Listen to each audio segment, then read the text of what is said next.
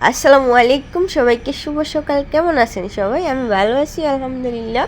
সকাল সকাল ঘুম থেকে উঠছি, কিন্তু আমার অলসতা কাটতেছে না। তো দিন দিন আমি আইলিশা মার্কা হয়ে যাচ্ছি। তো আমি ঘুম থেকে উঠে এখন রাস্তায় যাব। এই যে আমি এখানে অনেকগুলা শাক ফলাইছি, পাটের শাক, কলমি শাক, মানে আরও কি কি শাক আছে না, ওগুলো ফলাইছি। রাস্তা যে ইয়ে করছে, দুই পাশে গাছ টাছ কাটি রাস্তাটা চওড়া করছে, এই জন্য নতুন মাটি ফলাইছে। আর যেটা ফলাই সেটাই হয়ে যায়। দেখছেন কি পরিমাণ শাক আমার হয়েছে। আর গাছে কিন্তু অদিনে, মানে এখন তো আমের সিজন না, কিন্তু আম ধরছে। গাছের দিকে তাকায় দেখছি কাঠবিড়ালি একটা খাই ফেলাইছে। তা আমি আজকে কী শাক নিব চিন্তা করতেছি। শাক ফালাইছি 40 টাকার বিচি ফালাইছি, ওই যে পাটের শাকের যে বীজ আছে ওগুলো ফলাইছি। তো এখানে আমি একটানা যদি 1 সপ্তাহ খাই তারপরও শাক কমবে না, মানে প্রতিদিন শাক খাইলেও খাওয়া যাবে। তারপর এই যে দেখছেন পুকুর পাড়ে, একদম পুকুরের নিচে নামি তারপর কলমির শাক লাগাইছি। এগুলো বিচি লাগাইছি।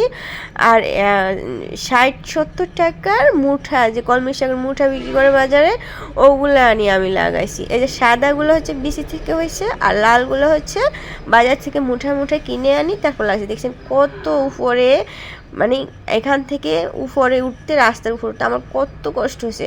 তো শাক তুলতে গিয়ে আমি আগে রাইস কুকারে ভাত দিয়ে দিছি। ভাত এগুলো হয়ে গেছে, আমি শাক তুলতে তুলতে এখন নামাই ফেলছি। আমি কিন্তু যেদিন থেকে আমার কারেন্ট বিল বাড়ছে দেখছি, ওই দিন থেকে আমি গ্যাস কিনা বন্ধ করে দিছি। মানে সিলিন্ডার, যেটা গ্যাসের সিলিন্ডার, ওটা আমি স্টোর রুমে রাখে দিছি।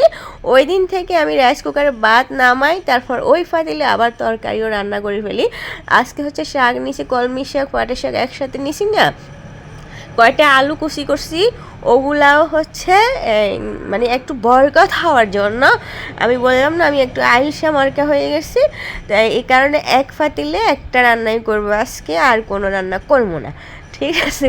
তা আমি বালতিতে পাটের শাক, কলমির শাক এগুলো ধুয়ে তারপর আলুগুলা পেঁয়াজ রসুনের সাথে ভাজা করে নিছি। এটা কিন্তু আমি রাইস কুকারে করছি। যারা গ্যাস বাঁচাইতে চান, কারেন্ট বিল তো আপনার এমনিতেই বেশি আসে, তাহলে কারেন্টে রান্না করলে অসুবিধা কিসের। ভাত নামাই ফেলছি, ওই রাইস কুকারে আবার আমি শাক এগুলো ভাজি করছি। অনেকে মনে করেন যে রাইস কুকারে শাকটা ভাজি করা যায় না, কিন্তু আমি করছি। দেখছেন কিভাবে, মানে এগুলো আবার ভালো, বেশি সেদ্ধ হয় না, মোটামুটি হয়। বেশি সিদ্ধ হলে তো পুষ্টিগুণ থাকে না। হ্যাঁ, তো আর চুলায়ও যাওয়া লাগে না, আমার গ্যাস সিলিন্ডারও লাগে না। আমি কারেন্টের ভিতরে সব ভাত তরকারি একসাথে রান্না করে ফেলছি।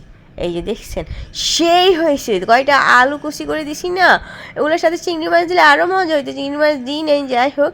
এই যে দেখছেন গরম গরম সকাল সকাল আমি ভাত খাওয়া ফেলেছি, রান্না করে ফেলছি। ওকে, আমার রান্নাটা খুব সুন্দর হয়েছে না, মজাও হয়েছে কিন্তু। আল্লাহ হাফেজ।